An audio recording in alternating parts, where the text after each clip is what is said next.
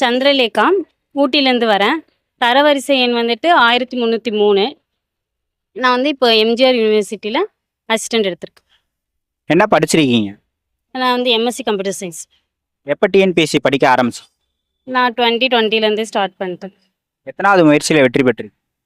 இது 3வது முயற்சி. குரூப் 4 3வது முயற்சி. தொடர்ந்து எழுதிட்டே இருக்கேன். எத்தனை கேள்விகள் போட்டீங்கப்பா? 148 கேள்வி. முதல் 2 முயற்சிகளில் என்ன தவறு பண்ணதா நினைக்கிறீங்க? ரிவிஷன் பண்ணலை.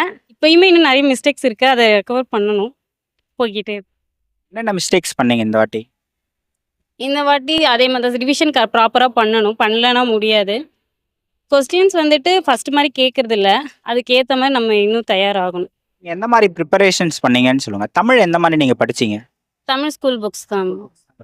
எல்லாமே ஸ்கூல் புக்ஸ் தான். அவுட் சோர்ஸ் பெருசாக போகல. பாலிட்டி மட்டும் லக்ஷ்மிகாந்த் கொஞ்சம் லைட். மற்றபடி எல்லாமே ஸ்கூல் புக் மட்டும்தான். நீங்கள் மேக்ஸுக்கு எவ்வளோ நேரம் ஒதுக்கி படிப்பீங்க? தினமும் போட்டு பார்ப்பீங்களா? அதை பற்றி சொல்லுங்கள். மேக்ஸ்க்கு டெய்லி ஒரு 1/2 அன் ஹவர். நான் டெஸ்ட்டு ரெகுலராக போடுவேன். ஜிஎஸ் எந்த மாதிரி படிச்சீங்க மேம்? ஜிஎஸ் டாபிக் வைஸ் அப்படியே கவர் பண்ணிவிட்டு கண்டினியூஸாக டெஸ்ட் போட ஆரம்பிச்சிட்டேன். எல்லாமே படிச்சிங்களா இல்லை எதுவும் ஒமிட் பண்ணிட்டீங்களா? இல்லை, எல்லாமே கவர் பண்ணிடுவேன்.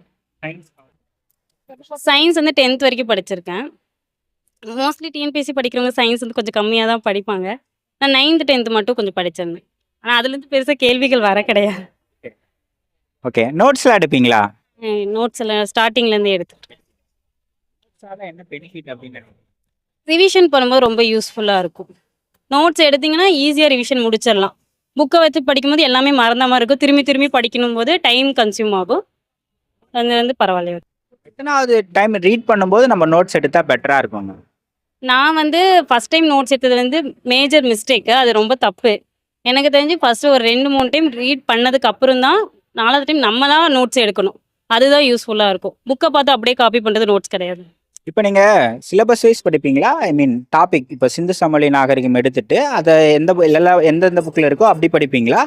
இல்லைனா ஒரு புக்கு இப்போ 7வது புக் எடுத்தோம்னா நம்ம 7வது புக் சோஷியல் சயின்ஸ் அதை கம்ப்ளீட் பண்ணிடணும் அந்த மாதிரி படிப்பீங்களா? ஃபஸ்ட்டு நான் வந்து சிலபஸ் வைஸ் முடிச்சிட்டேன்.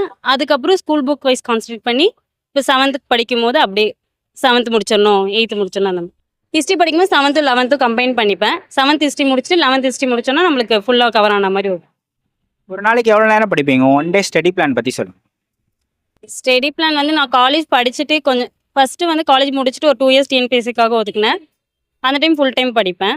அதுக்கப்புறம் காலேஜ் போயிட்டே படித்தேன். ஒரு 4 hours டெய்லியும் படிக்கிறேன். உங்கள் ஃபேமிலியில் எல்லாம் படிக்கிறதுக்கு சப்போர்ட் பண்ணாங்களா? ஃபேமிலியில் சப்போர்ட் பண்ணாங்க. உங்களுக்கு மொபைல் டிஸ்ட்ராக்ஷன் இருந்ததுங்களா? பயங்கரமாகவே இருந்துச்சு. இப்போ வரைக்குமே இருக்குது. பயன்படும். ஓகே, படிக்கிறப்ப எப்படி செல்ஃபோனை வச்சுப்பீங்க? தூரம் வச்சுருவீங்களா? என்ன பண்ணுவீங்க? படிக்கிறப்போ ஒரு 1 hour யூஸ் பண்ண மாட்டேன். அப்புறம் ஒரு 10 minutes யூஸ் பண்ணுவேன். திரும்பி 1 hour யூஸ் பண்ண மாட்டேன். 10 minutes யூஸ் பண்ணுவேன். சம்டைம்ஸ் ரொம்ப போரான சப்ஜெக்ட்னா டிஸ்ட்ராக்ட் ஆகி ஃபோன் யூஸ் பண்ணிட்டு தான் இருப்பேன். அதுக்கு ஓகே, ரீல்ஸ் பார்க்க ஆரம்பிச்சா அது டைம் ஓடிக்கிட்டே இருக்குமே, அதை எப்படி கண்ட்ரோல் பண்ணுவீங்க? இப்போ பெருசாக எக்ஸாம் இல்லைங்களா, அப்போ வந்து ரீல்ஸ் பார்க்கும்போது நமக்கு பெருசாக கில்ட்டாக இருக்காது.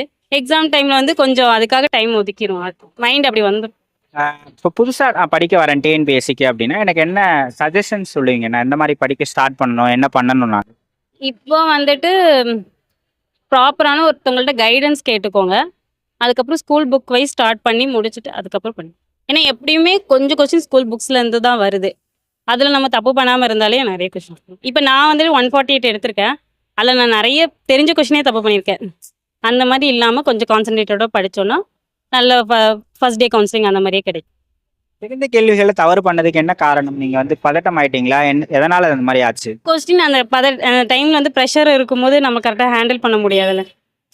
கரெக்டாக ரீட் பண்ண மாட்டோம். தமிழ் பார்த்தோன்னே உங்களுக்கு வந்து நர்வஸ் ஆகிட்டீங்களா? கொஸ்டின் பேப்பர் டஃப்பாக இருந்ததால் அப்செட் ஆயிடுச்சு. என்னடா இது, நம்ம தமிழில் தான் ஸ்கோரிங் ஏரியா.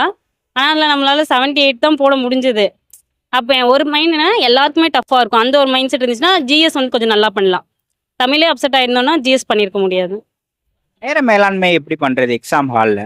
எக்ஸாம் ஹாலில் வந்து 3 பார்ட்டாக பிரிச்சுக்கணும். தமிழுக்கு வந்து 1 hour. முடிஞ்ச அளவுக்கு தமிழ் வந்து 45 minutesக்குள்ள முடிச்சிட்டோம்னா மீதி வந்து நம்ம ஜிஎஸ்க்கோ மேக்ஸ்க்கோ கொடுக்கலாம். ஜிஎஸ் எப்படியும் டைம் கன்சியூம் பண்ணும். மேக்ஸும் 1 hourக்குள்ளே முடிச்சிட்டோன்னா கரெக்டாக இருக்கும். நான் அப்படி தான் ஃபாலோ பண்ணுவேன். இந்த மொமெண்ட் எப்படி இருக்குது? ஆர்டர் வாங்கினீங்க, ஃபோட்டோ எடுத்திருப்பீங்க, எப்படி இருக்கு? எனக்கு ரொம்ப ரொம்ப நாள் வெயிட் பண்ண விஷயம். கிடைச்ச மாதிரி ரொம்ப ஹாப்பியாக இருக்குது. டவுட்டில் தான் வந்தேன் கிடைக்குமா கிடைக்காதுன்னு. ஆர்டர் காப்பி கையில் வந்துட்டு ரொம்ப ஹாப்பி. உங்கள் எப்படி சொல்கிறது, செல்ஃப் டவுன் ஆனால் உங்களை எப்படி நீங்கள் மோட்டிவேட் பண்ணிப்பீங்க?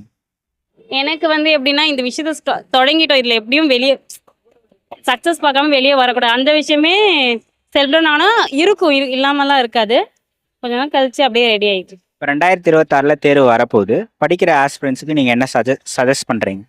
கன்சிஸ்டண்ட்டாக படிங்க, அவ்வளோதான். இங்கே வந்துட்டு சக்ஸஸ் ஆகுறவங்க எல்லாருமே நல்லா படித்தவங்க அப்படி இல்லை, அவங்ககிட்ட கன்சிஸ்டன்சி இருக்குது. அந்த ஒரு விஷயம் தான் இவ்வளோ தூரம் கொண்டு வரும்.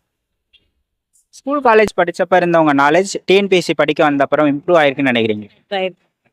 நிறைய விஷயம் தெரிஞ்சுக்கிட்டேன், நிறைய பேசுவேன். ஃபர்ஸ்ட்லாம் வந்து பேச மாட்டேன். டிஎன்பிஎஸ்சி படிச்சதுக்கப்புறம் நிறைய விஷயம் பேசுகிறாங்க.